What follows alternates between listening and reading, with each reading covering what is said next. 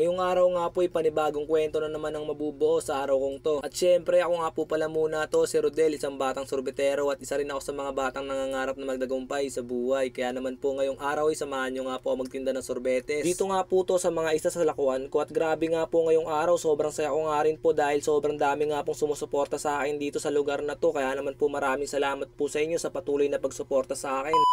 Yo, ako si Rodel, mahirap pero may pangarap. Ngayong araw nga po ay panibagong araw na naman po para sa pagtitinda ng sorbetes. Nandito na nga po ako ngayon sa lakuan ko at kinakabit ko na nga po dito yung payong kasi nga po ay sobrang init nga po ng panahon. At para nga rin po mamaya ay dire-diretso na nga po yung paglalako ko ng sorbetes dito nga po to sa may tawid sa Apados. At ngayong araw nga rin po ipapakita ko nga po sa inyo kung ano nga po ang buhay sorbetero. At kung isa ka nga rin sa mga batang may pangarap na katulad ko, sinasabi ko nga sa iyo ngayon na dapat mo na tong kilusan tsaka ka na bumawi sa sarili mo kapag successful ka na. Pero ewan ko lang, iba-iba kasi tayong pinangahawakan ng salita. Para kasi sa akin na habang bata pa ako ay dapat ko na nga itong kilusan. Kasi nga po ay mahirap naman po talaga magabol ng pangarap kung nahuhuli ka na nga po. Tax naman masyado na ata akong pasikat ha. Marami na ako nalalaman na hugot-hugot ha. So yun nga, sana ma-inspire kayo sa akin at sana matupad natin yung mga pangarap natin sa buhay. So yun, umpisahan na nga natin ang buhay batang sorbetero. Masyado na akong pasikat. Kaya tara, umpisahan na natin tong kwento ko. So yun nga po, pagkatapos ko nga po makabit yung payong ko, meron na nga pong bumili sa akin dito na halagang 60 pesos. Tatlong piraso nga po to na tagbibenta sorbetes. Maswerte nga po ako ngayong araw dahil 3 piraso nga po na tagbibenta yung binamano ko. At kaya naman po dito agad ko na nga rin po inumpisahan magtakalang sorbetes. At syempre dahil 3 piraso nga po to na tagbibenta nga pa, mabilis nga lang po natapos dito. Kaya yung natapos na nga po magtakalang sorbetes, agad ko na nga rin po itong binigay sa bumili sa akin. Sir,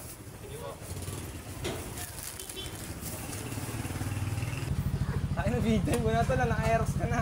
At so yun nga po, habang nakatambay nga po ako dito, nakita ko pa nga po yung kaibigan ko. Parang kailan nga lang yung huling pagkikita namin, naglalakad nga lang siya, pero ngayon ay naka-aerox na nga siya. So yun nga po, nandito na nga po agad ako sa harap ng cover court ng tawid sa Apados. Hindi ko na nga po na-videoan yung umalis nga po ako dun sa unang puniwestuhan ko. Kasi nga po habang umaandar ako, na full storage na po pala yung cellphone ko, kaya hindi ko na nga po nakunan yung pag-alis ko ron. At dito nga po sa cover court ay wala nga pong bumili sa akin dito, kaya agad na nga rin po akong umalis. So umpisahan ko na nga po mag-ikot dito. At sana nga po sa sunod na pupwestuhan ko ay may bumili na nga po sa akin doon ng sorbetes. At dito nga po nakarating na nga po ako. Dito nga po ako sunod na pupwesto. At sana nga po may bumili sa akin dito ng sorbetes.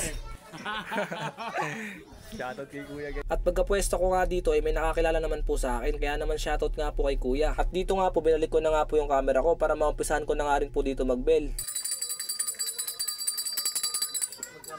May 10 kuya at 15.